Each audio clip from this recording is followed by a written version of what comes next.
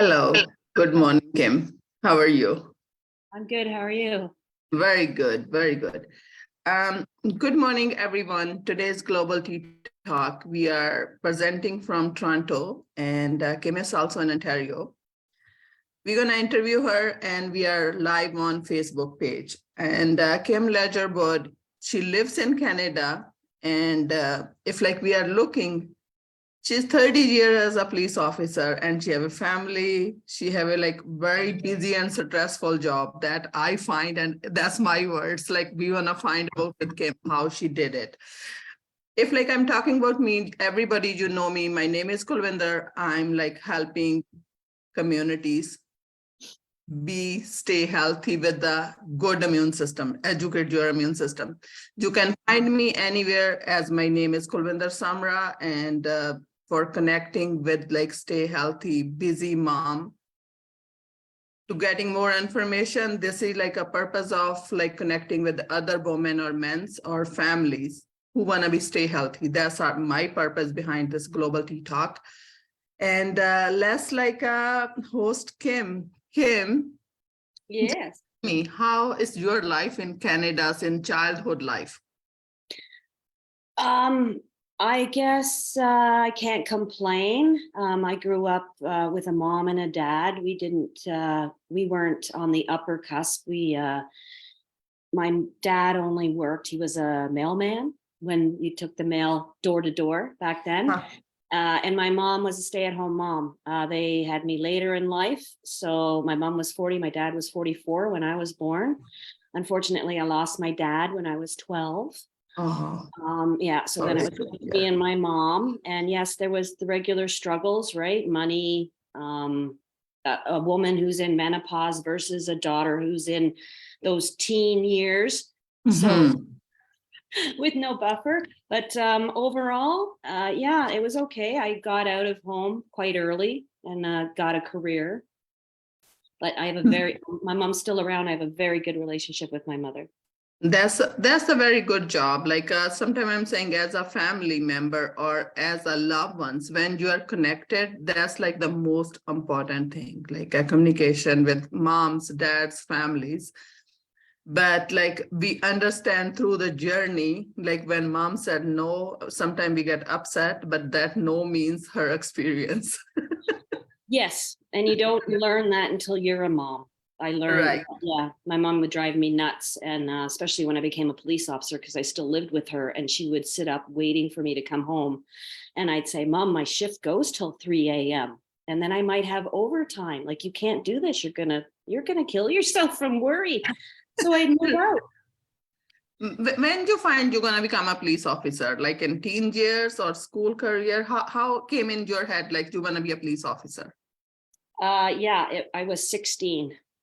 So to be honest with you, it was, as usual, when you're a kid, nobody thinks to be an accountant or, it's those jobs like fireman, policeman, like teacher, like that kind of thing. So it was teacher or policeman because I wanted to help people. I knew that. And I played teacher, but it was the schooling.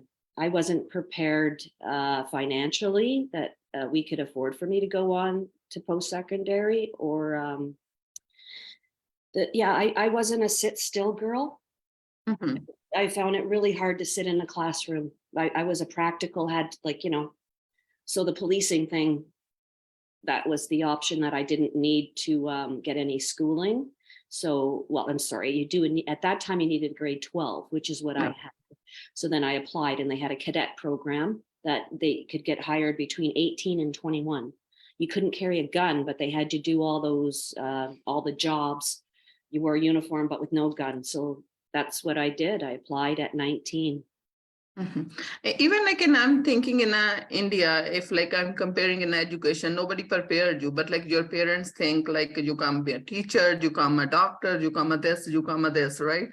And that's like the text they give us and they accept with that. Sometimes it's work, sometimes not. How's the Canadian system? Like they prepared you after grade 12, who you gonna be or not, or you have to find your own ways?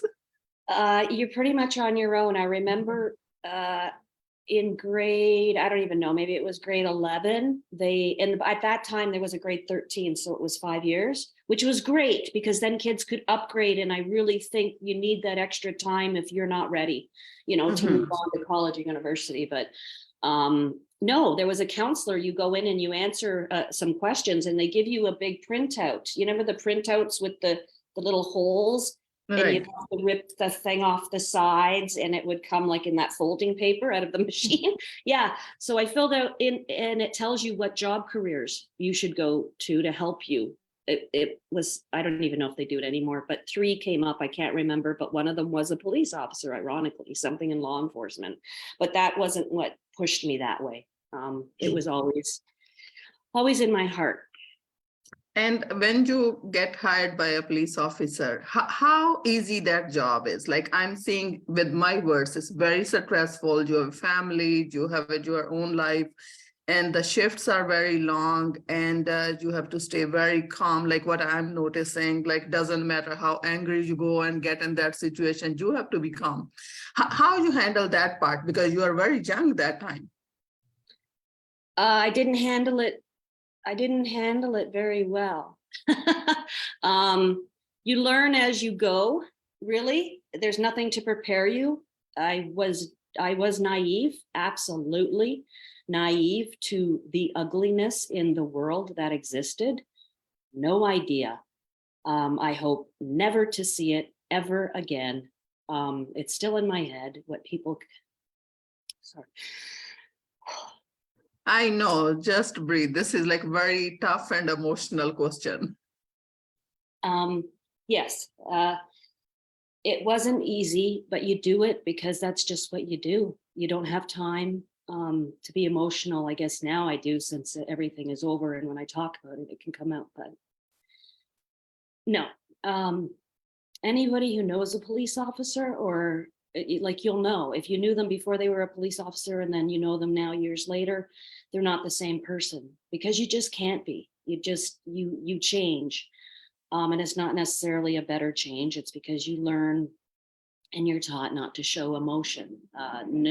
Empathy is something that kind of goes out the window because you're so used to shutting it off, and things spill into your personal life, right? So if you're so used to all day long going to all these calls that you have to shut off your emotions, when you go home, it's going to spill into that, and your children and your spouse doesn't know what's going on. And you're not going to sit at the dinner table and they're going to ask about your day, and you're going to say, all the horrible things you saw. So Right. What happens is you keep it inside. And it's, yeah. And then it just festers and grows. It's hard to say that I wouldn't advise anybody go for that profession unless they're prepared to make sure that they're on their mental health from day one.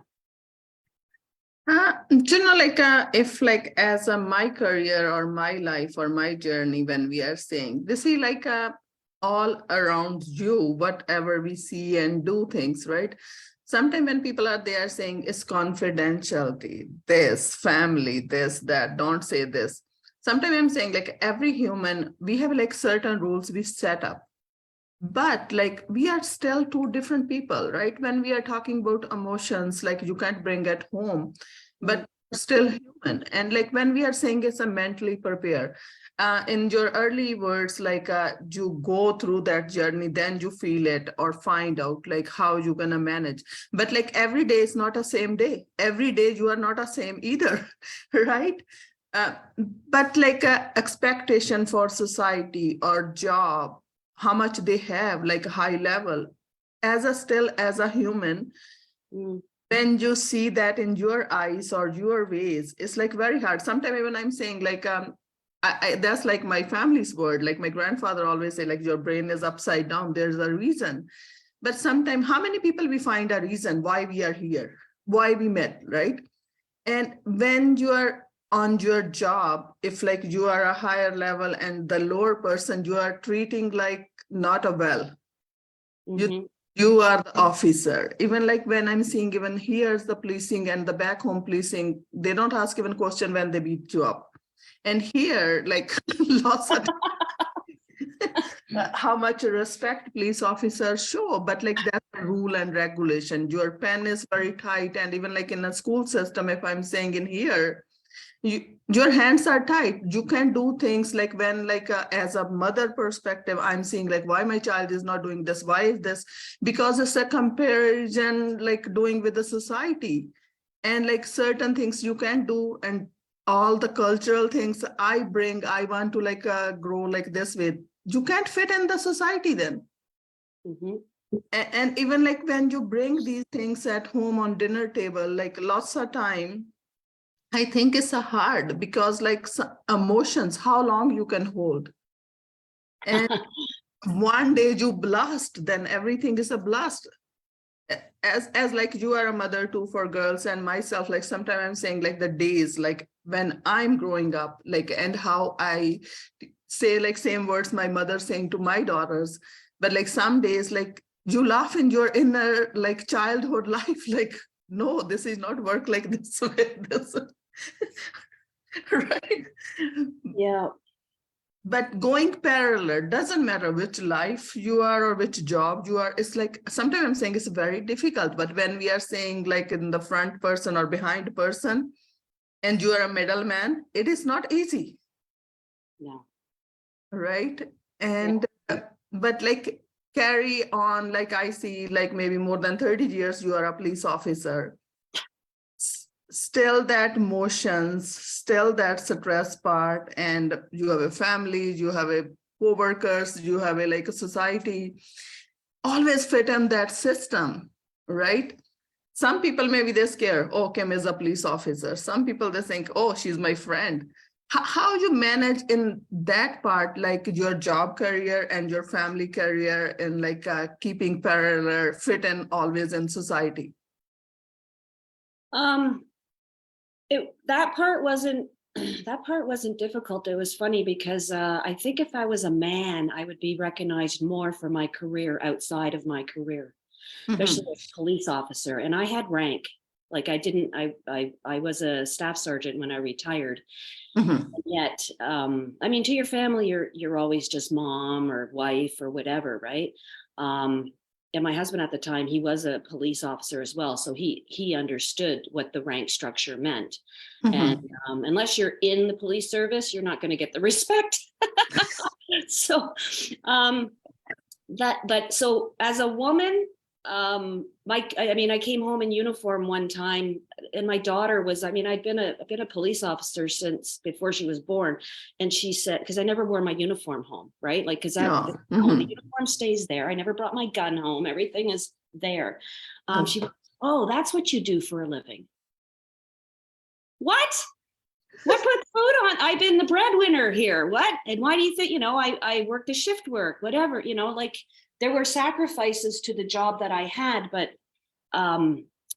my spouse, in our lifestyle, or even to live, and I think a lot of people don't understand this. I never grew up with a silver spoon. I didn't come from money. My husband did not come from money. So we had to make everything on our own. We weren't able to live in a basement of our parents' home and save up for a house. Like, we lived in an apartment, and I'm telling you, the rent for the apartment cost as much as what our income was. It was like, how do you ever get ahead in this life, And I had a very good job, and he had a all right job, and together we still couldn't make it happen. Now I forgot the question, but from the parallels. But yeah, no, I didn't.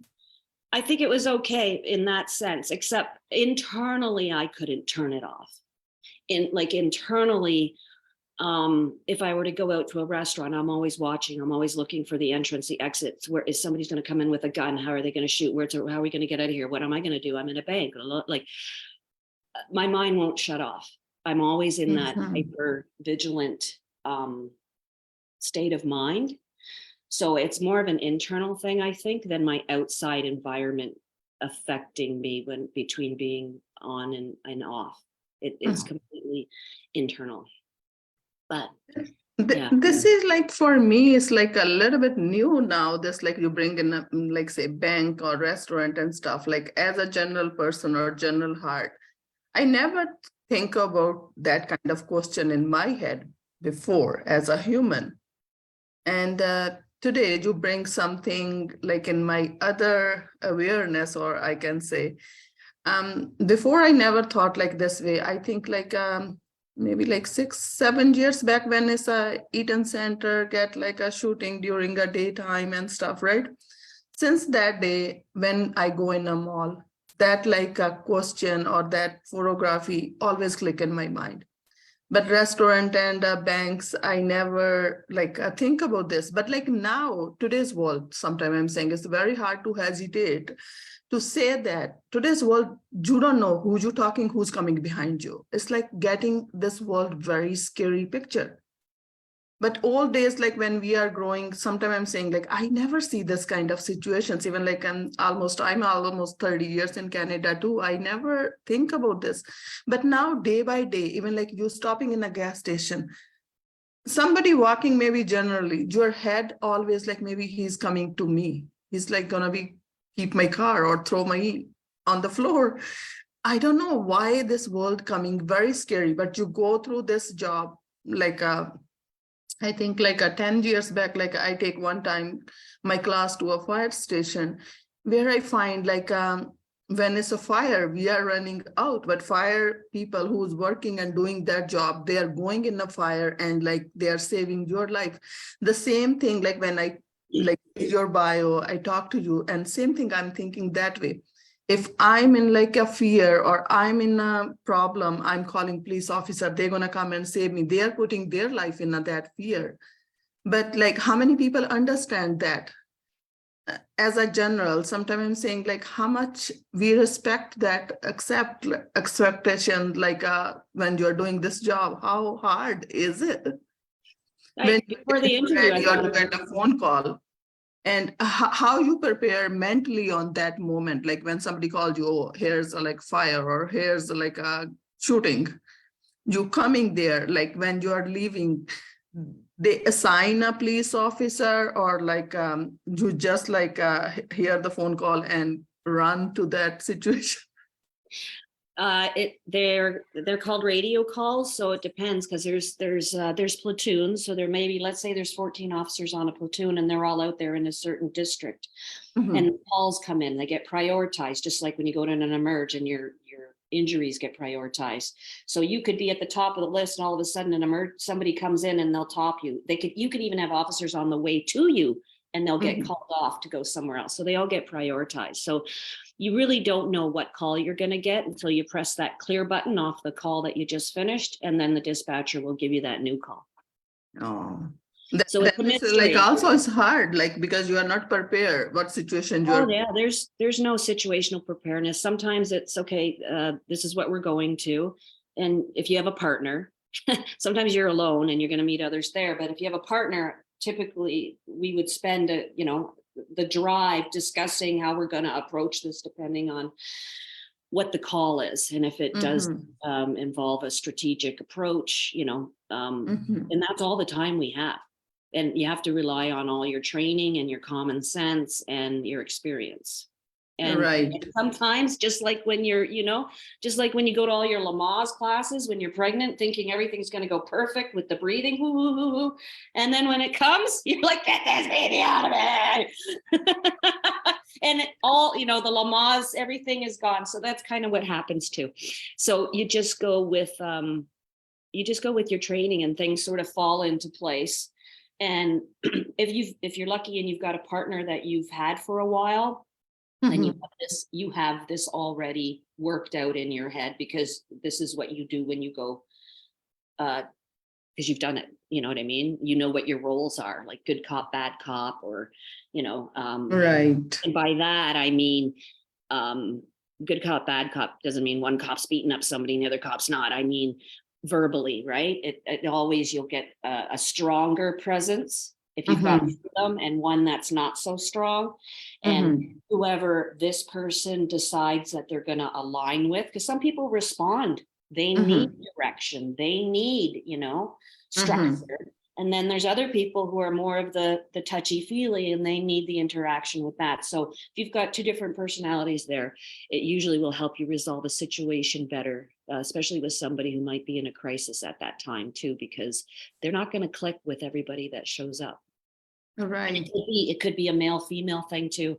It doesn't necessarily mean, the personality.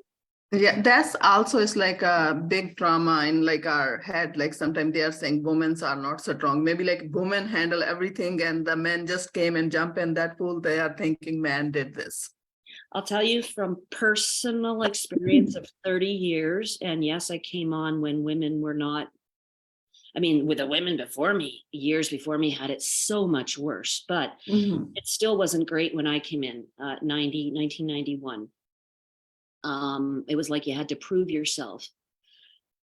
But overall, in whether who polices better, men or women, I'm telling you, because when you think about, it's even when you think about policing, there's a lot of people who think, right, and you have to have muscles in order to manhandle people or fight with. That is like 10% of policing when you're actually going to get into a fight with somebody and somebody fights you back. So yeah, I'm going to get. I have lots of options on my belt, but I'm not going to win a fight with a 6'4" guy. Okay, I'm not even going to grab anything off my belt before he breaks me in half, probably. But that's 10% of the time. The other 90% of the time is communication with your mouth, the common sense, the way you deal with people. And even a bad guy has some ounce of respect inside of him. If you treat him like respect and you call him sir, he's maybe never been called sir in his entire life. In that little moment, especially you as a policeman who they in their heads despise, they don't like. We're the bad guys because we put them in jail, even though they're doing bad, but we're still the bad guys. I've had women partners and I've worked in the worst part of Toronto for years. And I wasn't scared working with them.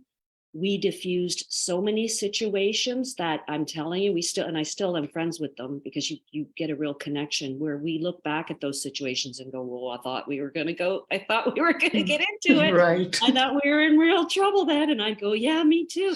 And then she'll go, but you handled it well. I go, yeah, but did you hear my voice shaking? Because I was freaking ready for it. Like I thought we were going to get in the fight there. Right. So this stuff does happen, and then you carry all that with you. Imagine all those situations, but that's what we do. And I did it because I felt it was a feel-good job. And that's why we're all in it. Yeah, you're going to get some bad apples, just like in any profession. You're going to get bad apples. Unfortunately, it's only the bad apples that you hear about on the news, and then the whole persona is that we're all bad. Not at all. No. Right. And they get rid of the bad apples. If like I'm like talking now 30 years after you get retired, if we wanna put like that moment's 30 year when you tie as a police officer, do you feel relief or you are relief now? I am so glad not to be there. I didn't realize how bad it was for me until I was not there anymore. Yeah, I see your bio. We will like touch with like next 5 to 6 series. I will bring up more how as a woman when you tie with something and feeling like a free after and how you get free, we bring in the next series. And people are watching us now in a live on Facebook. Welcome. You can always watch us on like this, like a series on a YouTube as a Global Tea Talk by KUlwinder Samra. And anybody want to be a guest on this Global Tea Talk, you can come and share your ideas. And as a living person, what are you feeling and how you help others? That's like the next question to come to. And as a police officer, she gives you an insight. How's her job tie with her like society and her life and how stressful life is. But like lots of people, they are saying, police didn't do this, this profession didn't do this. Like saying is very easy, but when you are in like that global community or on your workplace, nothing is easy. Work is work. The job is stressful. Even like if you are a housewife, think about like your income sources, your family, your society. Every human want to fit on that kind of society and situations, but like how can bring every moment with like your common sense and your own perspective, how you handle it. That's like the main source. Doesn't matter what profession you are. Every profession is a profession. Even if you are a household mom, lots of people they think I didn't do anything. I'm a mom. Mom job is not also easy, but like when people like me and Kim, we have like 100 hats on our head and we are like still surviving. It's like look like it's easy, but nothing is easy as a human if we are thinking. And my next question to you, Kim, if like people wanna find you, you are now a networker woman and you empowering women, and that's like I love and passion since I'm a child. That's why I bring you on this platform. How you help people in globally, and tell me like how they find you with the next like series. Like Kim is like a good author too. You can find her on Amazon. We will bring next series for that about too. Kim, if like people gonna find you and connect you, how they can find you? Well, currently, I guess I'm on Facebook under my name personally, and Instagram under Say Kim. your name, and maybe if like you don't mind, you can share your phone number or email. People can find you. Sure. Kim Ledgerwood, Ledgerwood.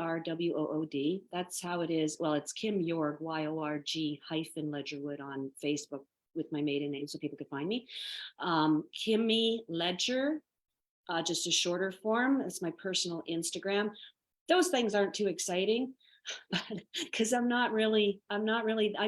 I'm older too. Like I find it very frustrating to try and post things for a purpose. Like I just do. If I want to post it, I want to post it. Find it stressful. But other than that, I have been sharing a water as well globally. So there's a website for that people can find me on. And it's easier to remember. It's crazywatergirls.com. So that's it. And that'll lead you to me, to contact me, to read. Book wise, I did have opportunity to write in a book called, it's a series, Empowering Women to Succeed. And the first one I wrote in is called Legacy. And there are other authors. It's co-written. It's not just me. But it was right after my incident at work had happened at the tail end of my career. I was not in a good place. I'm still healing, but I was approached about telling my story in a book to help other people, and me being me, okay, I'll do it. It wasn't about anything other than just that, because there's no money to be made. So don't get that. Like if you want it on Amazon, it's $1.49, and there's no royalties or anything. So it has nothing to do with about money. It was about sharing.